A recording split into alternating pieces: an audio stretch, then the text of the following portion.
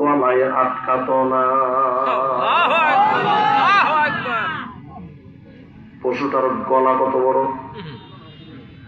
যার গলায় এত বড় তার বডি কত বড়।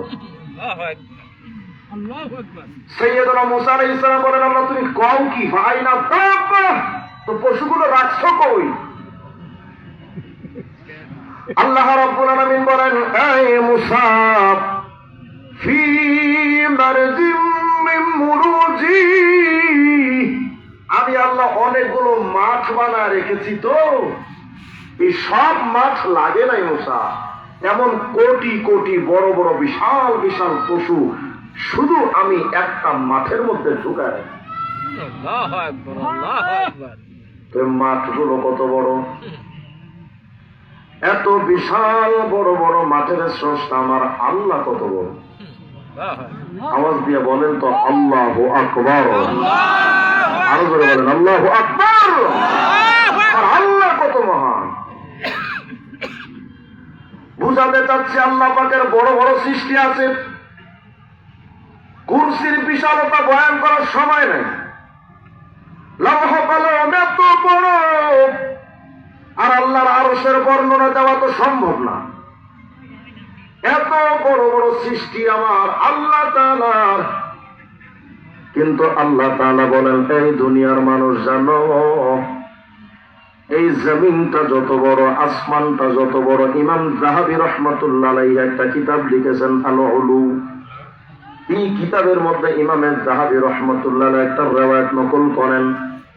হযরতে আব্দুল্লাহ ইবনে আমর বলেন, খালাকাল্লাহু আরবাতা আশিয়া বিয়াদিহি, চারটা জিনিসকে আল্লাহ তাআলা স্পেশাল ভাবে সৃষ্টি করেছেন। এর মধ্যে এক নাম্বার আলা আরশ ওয়াল কলম ওয়া জান্নাতু আদম ওয়া আদম, আরশ আযীম, লৌহ মাহফুজের কলম, আর জান্নাত, আর মানব জাতি। এই চারটা জিনিসকে আল্লাহ তাআলা স্পেশাল ভাবে সৃষ্টি করলেন। আল্লাহ রাব্বুল আলামিন বলেন, এই দুনিয়ার মানুষ জানো, এই আসমানটা যত বড়, জমিনটা যত বড়, সাত তবক জমিন আসমান আমার যত বড়, সব কিছুরে আমি আল্লাহ বানাইলাম। শুধু বলেছিলাম কোন হও, তো অটোমেটিক হয়ে গেছে। এই বিরাট আসমান জমিন রে আমি আল্লাহ এমন প্রক্রিয়ায় বানাই নাই, যেমন ভাবে দুনিয়ার বিল্ডিং বানাইতে গেলে কত মিস্ত্রি দরকার, রড বালি সিমেন্ট কত কিছু দরকার। আমি আল্লাহ বিরাট এই আসমান জমিনটা রে অন্য কোন প্রক্রিয়ায় বানাই নাই। শুধু আমি বলেছি হও, তো অটোমেটিক জমিন দাঁড়িয়ে গেল, আসমানটা দাঁড়িয়ে গেল, পাহাড় পর্বত নদী নালা খাল বিল সব দাঁড়ায় গেল। কিন্তু দুনিয়ার মানুষ জানো, তোমাদেরকে আমি আল্লাহ এমনি বানাই নাই। আমি শুধু হও শব্দ দিয়া তোমাদের বানাই নাই, বরং বান্দা খলাকতু বিয়াদাইয়া, ওরা যত্ন করে সম্মানের সাথে আমার কুদরতের হাত দিয়ে তোমাদের বানিয়েছি। তাহলে মানব জাতি কেমন স্পেশাল সৃষ্টি আল্লাহ। পাঁচ, মূলত আমি এটা আমার আলোচ্য বিষয়ে প্রাসঙ্গিক ক্রমে এটা বলে দিই, কারণ এটা আকীদার মাসআলা, ঈমান থাকা না থাকার মাসআলা। মুশাব্বিহা এবং মুজাসসিমাদের আকীদা হলো যে আল্লাহর হাত আছে, দেহবাদী আকীদা, যে আল্লাহর হাত আছে, আল্লাহর পা আছে, আল্লাহর চোখ মুখ নাক কান সব আছে। কিন্তু কোরআনে কারীমের মধ্যে আল্লাহ তাআলা বলেছেন, লাইসা কামিসলিহি শাই, আল্লাহর কোনো তুলনা নাই। কথা হয় না নাই। আপনারা কি ওয়াজ শুনতে আসছেন নাকি? ওয়াজ শোনার জন্য আমি আপনাদেরকে অনুরোধ করিনি, ওয়াজ শুনেন না, আলোচনা শোনেন। এটাকে মাহফিল মনে না করে একটা ক্লাস মনে করেন, একটা দর্শে বসেছে, তাহলে আশা করি কিছু নিয়ে যেতে পারবেন। আর গতানুগতিক মাহফিল মনে করলে এখান থেকে বের হয়ে আকিজগিরিতে একটা টান দিবেন, সব ভুলে যাবে। এরকম ওয়াজ শোনার জন্য না, আলোচনা শোনার জন্য, কিছু নিয়ে যাওয়ার জন্য থেকে তাজা থাকতে হবে, পারবেন না ইনশাআল্লাহ? মুসলমানের সাউন্ড কখনো হয় না ডাউন। মুসলমানের সাউন্ড যখন ডাউন হয় তখন টাকলা মোরা তারা কাউয়া কাদের চিল্লায়। মুসলমানদের কণ্ঠের আওয়াজ বলিষ্ঠ হলে গৌর গোবিন্দর দোসর মোদির চামচা বাংলাদেশের শেখ হাসিনাও টিকতে পারে না। এটা আওয়াজ থাকতে হবে, চিৎকার দিয়ে বলেন আল্লাহু আকবার। তো দেহবাদী আকীদা হলো যে আল্লাহর হাত পা আছে, কিন্তু আহলে সুন্নাত জামাতের আকীদা হলো যে আল্লাহ তাআলার হাত পা এগুলো আছে সিফাতি ভাবে, কিন্তু বাস্তবে না। আল্লাহর সিফাতের ক্ষেত্রে এগুলো বলা যায় যে সিফাতি ক্ষেত্রে এগুলো আছে, কিন্তু বাস্তব ভিত্তিক হাকিকাতান আল্লাহর আকৃতি আছে, এই আকীদা লালন করা যাবে না, কারণ আল্লাহর কোনো তুলনা নাই। তো প্রশ্ন হলো হুজুর, আল্লাহ তো অনেক জায়গায় বলেছেন যে আল্লাহর হাত আছে, ইয়াদুল্লাহ ফাওকা আইদিহিম, সাহাবীদের হাতের উপর আল্লাহর হাত। আল্লাহ তো অনেক জায়গায় বলেছেন তার পা আমার পা হয়ে যায়, ওই প্রিয় বান্দার হাত আমার হাত হয়ে যায়, তার চোখ আমার চোখ হয়ে যায়। এই যে হাত পায়ের কথা আল্লাহ বলেছেন, এর অর্থ কি?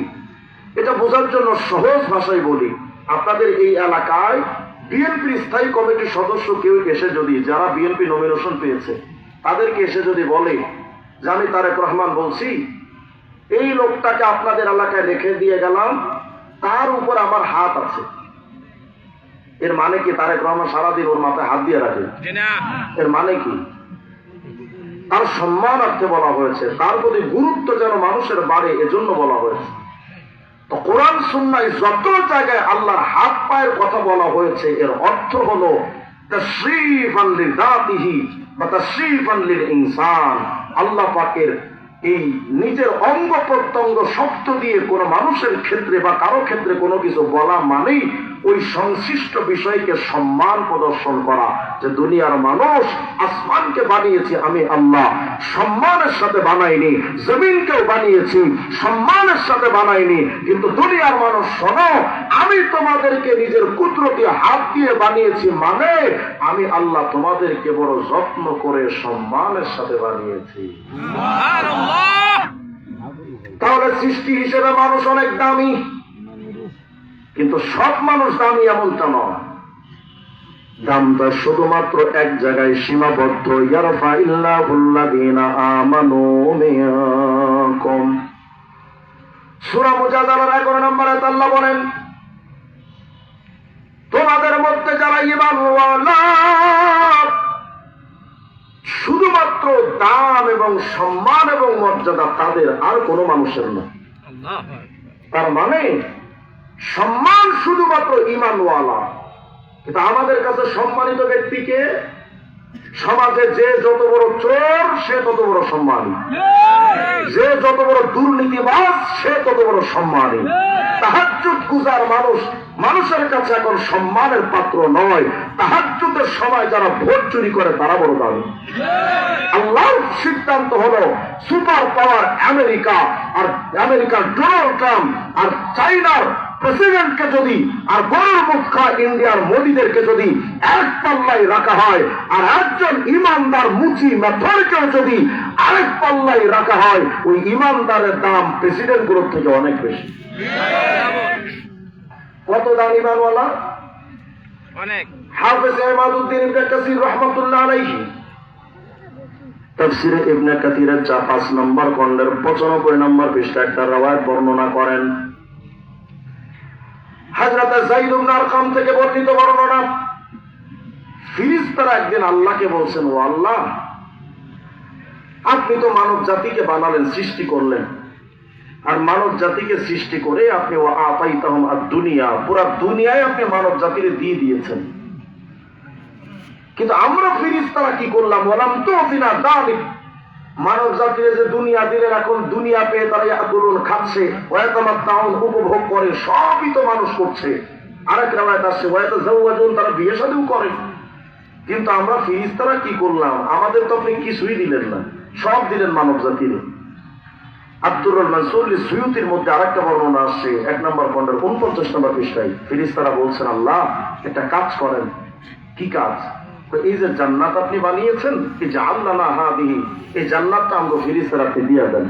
মানুষকে যে দুনিয়া দিয়েছেন, এটা মানুষ